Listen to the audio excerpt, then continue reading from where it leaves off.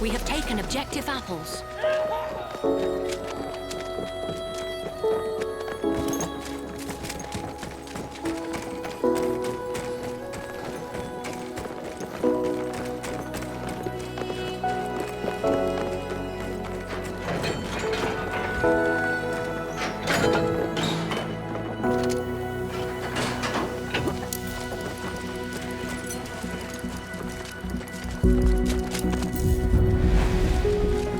We have taken objective butter.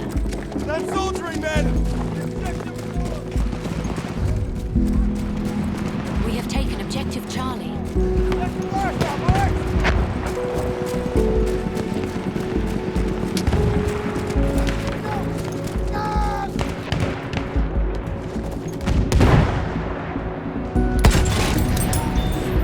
We have lost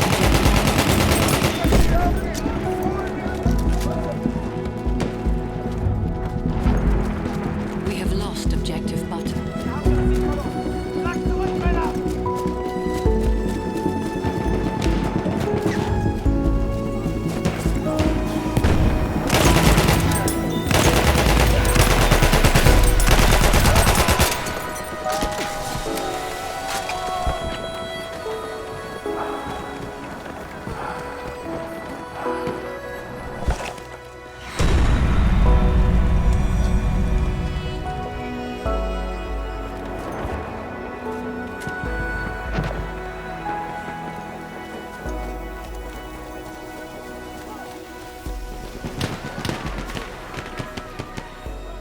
Welcome to Battlefield 1.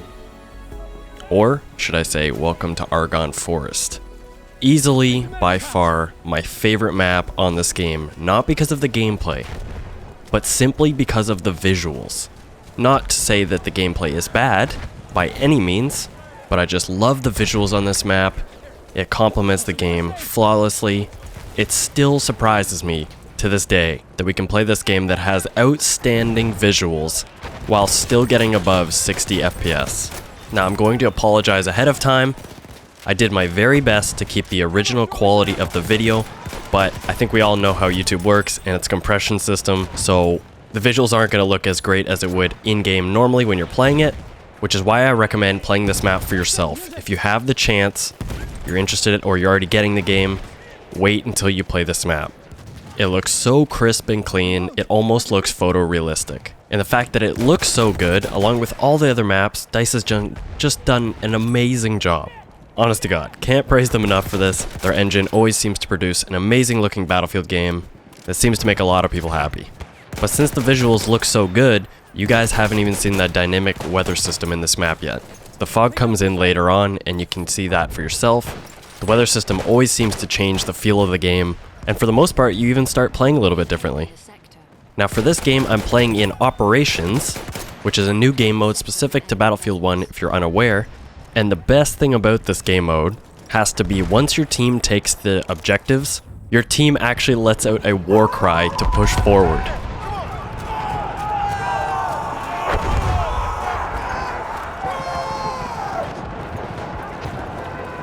Completely phenomenal. I'm blown away by this game, as you can tell. Now, if you're unfamiliar with the game mode Operations, I'd say the game mode's a little bit of a mix between Conquest and Rush. And the idea is, one team is on attacking, one team is on defense. And there are points that you have to capture with your team, which is where the Conquest comes into play.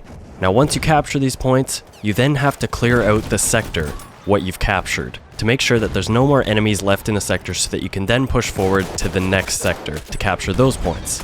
However, you have to be careful when you capture these points because the enemy team can retake them. And you have to do this, I believe, 4 times. Now, of course, you have reinforcements, a certain amount of reinforcements. Once you run out of those reinforcements, you lose the game. But you're allowed to attack up to 3 times. So if you fail the first one, you can attack again. And if you fail that one, then you have one more chance to take the sectors. The good thing about losing, though, is that if you do lose, you'll actually be reinforced with a behemoth or a train or one of those big monsters that will hopefully give you the advantage, at least enough to help you push on to the next sectors. This applies both to attackers and defense. Now, if you haven't figured it out already, I have been playing the medic class. I'm using my favorite weapon as of right now because I haven't really had the chance to unlock any others for the class. and it is called the Sairagati. I believe that's how you pronounce it. I'm sure someone will tell me I'm wrong. As of right now, this thing is my trusty sidekick, and I don't want to let it go. And the fact that I can put a little optic on it helps me so much for long-range battles, especially against snipers, recons. It gives you that even playing field so that you can snipe them back. And over the years, I've started to develop this theory about FPS games, or games in general, and that is, the beginning weapons always seem to be one of the most well-balanced, and therefore can actually be one of the best weapons in the game. And reason for this, I think, is that since you're starting on a starter weapon, there may be possibly somebody who has better weapons, potentially better weapons, so I think the developers actually want you to start off with one of the most well-balanced weapons to have an even playing field. It's just a theory, obviously can't prove it, just something that I've noticed over the years. And I haven't mentioned yet, the reason that I'm actually playing medic is because I find that in operations, especially on attacking, well, I guess this actually pertains to defense as well, even if people are playing medics, and I'm not trying to insult anybody here because I know there's going to be a lot of new players coming to play this game, is that you don't really get revived all that much. So I figured I'd be one of those guys that runs around and I will actually put myself in danger first to revive my teammates to make sure that we can keep pushing forward in hopes to win the game. I have no idea how this guy managed to get into this bunker with us. Or this guy. Our whole team was in here. Well, they were. Some first aid, pal. Got damage? I'll fix you up. Here, first aid. We are being reinforced with an armored train.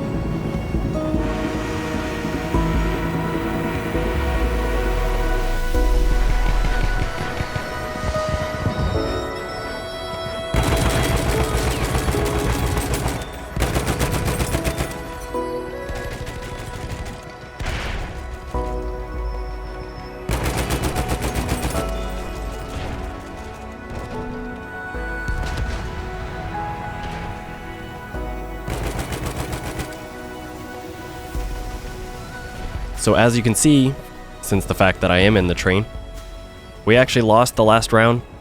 We weren't able to actually take the sector, which is really unfortunate because we really did put up a fight. But since we have the train, hopefully we'll be able to take this one. And I must say, once again, DICE has done an amazing job with this new game mode, by far my favorite game mode so far. I used to love Rush a lot, and Conquest used to be something that I would play a lot of on the side. But now I really don't have to make a choice between the two. I can basically play them both at the same time. It's like you get the teamwork from Rush and the freedom of movement around the map as you want that comes with Conquest. Now I may not have shown you, but the enemy team actually started with the train on the first round. Now I don't think this was a big contribute or factor to us losing, because as long as you have a few dedicated people, you can actually take down the train quite fast. And you'll see me hopping out of the train here in a second. That's because since I'm playing a medic, I really didn't want to sit in the train and be kind of semi-useless to my team in hopes that people would run by, which unfortunately resulted in my friendly teammate dying. So I think if I had actually been in the train still, I would have been able to take out that flame trooper and been able to save him. However, I was still able to revive him because I am playing a medic. The only thing that they actually told me in med school is that you just want to stick the needle in the butt. Seems to get your teammates up and moving pretty fast. I should also mention, when you start off on medic or support, you get those little ammo packs or med packs that you can throw to teammates. I've never really been very fond of those things. I tend to like the package a little bit better, the huge med kit or the huge ammo pack. Most of the time when there's one teammate, there's more than likely going to be two, and with those little packs, I'm pretty sure that you only get around 3 to throw to teammates or just throw on the ground. Obviously they recharge after a short while, but I find that with the bigger packs, all you have to do is run up to the one teammate and place it down, and then you have a bunch of ammo for yourself and the teammates around you, or health, that is just always consistently there. Obviously you don't get the superior range tactic where you can throw it to a teammate, which can be definitely useful in certain situations. I think this is just a preference for me, but I do feel that they're much better, because they do also recharge after a short while. Something that I've actually come to notice and I find kind of funny is that when you have one of those teams that doesn't seem to be throwing a lot of ammo down or health packs or reviving you, it's not generally because you don't have those roles being played. I find that maybe sometimes they forget, and if you play one of those roles for yourself and you run around giving lots of ammo and reviving or giving health, and you show your team that support, then I think it kind of changes their mind, or it even reminds them that that's something that they can be doing with their team to help you and support you. It's almost like you remind them on a subconscious level. Because I can find, even for myself, a lot of the time, you get caught up in the gameplay and you see somebody that you feel you really need to kill. Meanwhile, there's probably 5 dead bodies worth of teammates around you, but you choose the wrong option. So I thought that was kind of a little bit of a tip that I should share. Hopefully people will come to use that. I know there's definitely going to be a lot of new players, so that could also be a factor, but it is definitely a team-based game. And if you haven't noticed in the background, I've always keep going back to the same rock here. I feel like it's a really good vantage point because since we're trying to hold down C, and unfortunately we kind of failed at this point, I'm not really sure where my team went. It was probably my fault. I might have been the only medic in the area, and I really wasn't doing my job. I should take my own advice. This guy thought he was trying to be really sneaky. I already knew about this spot under the bridge, which can actually be really useful. If you chuck down a smoke, they might not actually be able to find you. And once again, I have to point out the visuals. Look at my gun. There's actual mud on my gun from laying down. And it's not just the gun. It actually goes on the clip and the bullets as well. I mean, really, what more do you want from this game? It's got amazing visuals, it's based on World War I, and I think that something that a lot of people don't point out is the voice actors. If you guys actually listen to the voices in this game, the voice actors deserve a lot of appreciation for what they've done. People really strained their voices getting these screams down.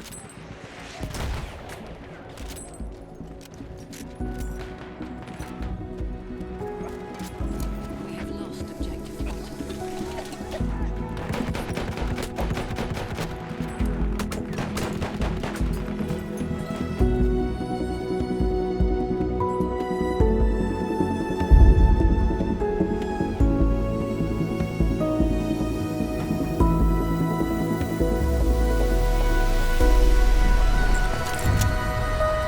A flame trooper kit is available near your location.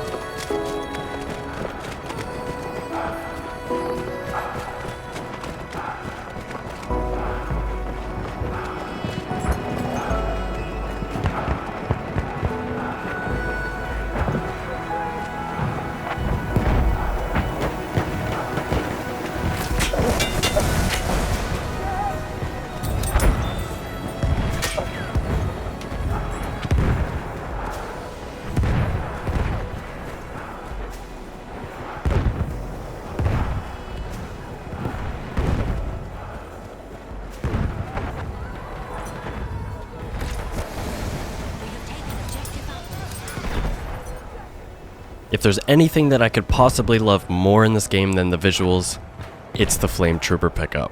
I've mentioned this in a previous video, confessing my love for this pickup, but I feel like it's never enough. This thing dominates the battlefield. The other pickups are very strong, but I find that compared to this, they have absolutely no chance. There is actually a point later on in this video where I do come up against the Sentry pickup, one that picks up the LMG and the metal armor, but he still does not stand a chance. And also, as you can see, unfortunately, once again, we were not able to take the sector, so this is our very last try, and the good thing is, we have another train, and I also picked up the Flame Trooper. Now, my number one goal with using this character, or this pickup, in this case, is not to go around trying to kill as many people as I can, but to actually just clear out certain points so that my team can push through. I may be basically a walking tank with an enormous flamethrower that reaches ridiculous ranges, but I'm really going to be nothing without my team if I get overrun with enemies. Do you remember at the beginning when I said you've never even seen the fog on this map yet? Well, look at this.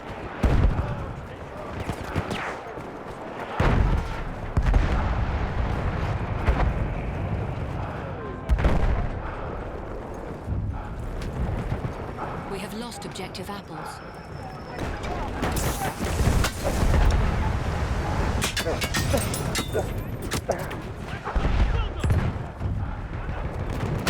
We have taken objective Butter.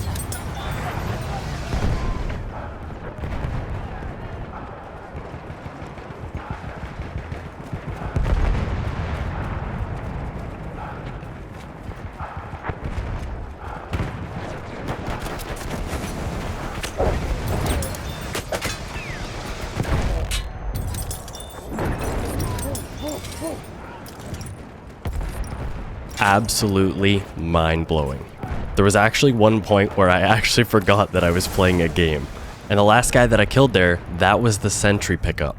As you can see, he stood no chance. For those of you who may be new to the game or unaware, the pickups can be healed.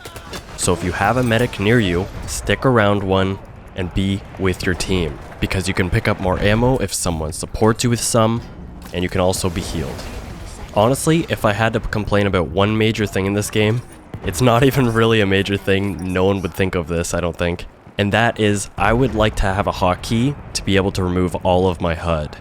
I think this game's amazing and very immersive, and I know that you can remove your HUD in the options, but having a hotkey would make it so much easier. I don't have to go out in the options and do it that way to stop my gameplay, where I could potentially die. For me personally, I've always thought the less HUD, the better. Unfortunately, Battlefield comes with a lot of HUD, and you can only remove some of it.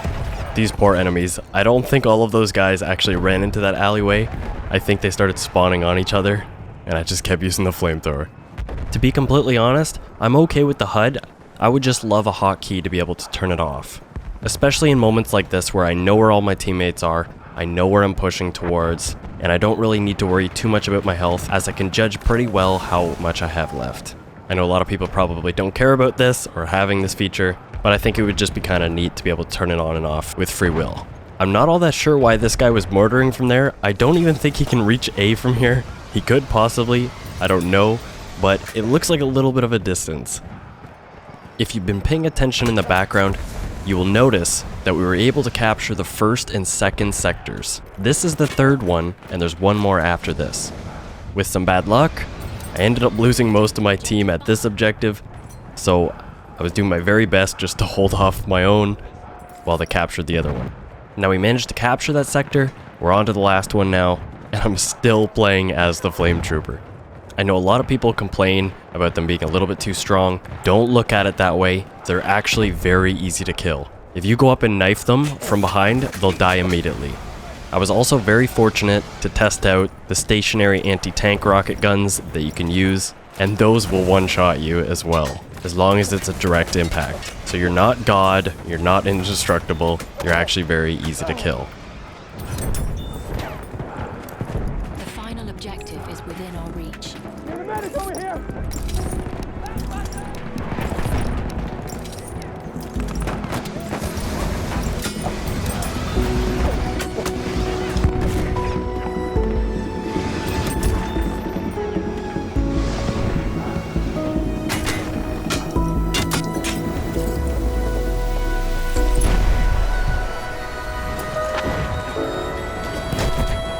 Want me to patch your wounds?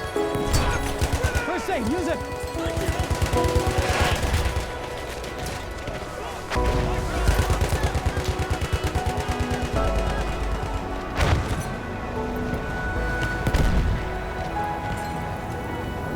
We are losing objective apples. As I said, you're not indestructible. You definitely might feel like it at times, but it's still not the case. I'd just like to say that everything I've said is obviously a personal opinion. To me, this is the best map. Anyways, I'm sure you guys are tired of hearing me talk. I'm just gonna let the gameplay play out. I want to thank you guys for watching. Hope you guys enjoyed the video, and I will catch you guys in the next one.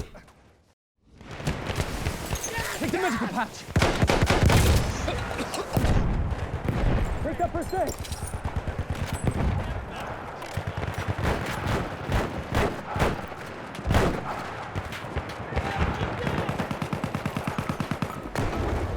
Hey, I'll patch you up.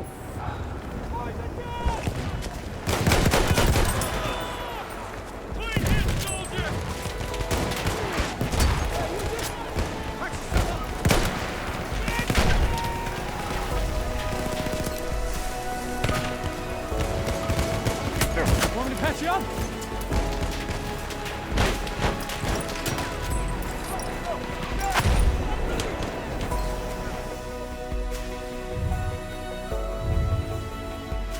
Nice work, boys. With the French victorious too, the whole German line is collapsing. They'll be surrendering by nightfall. We did what we came to do. Let's pray this is the war to end all wars.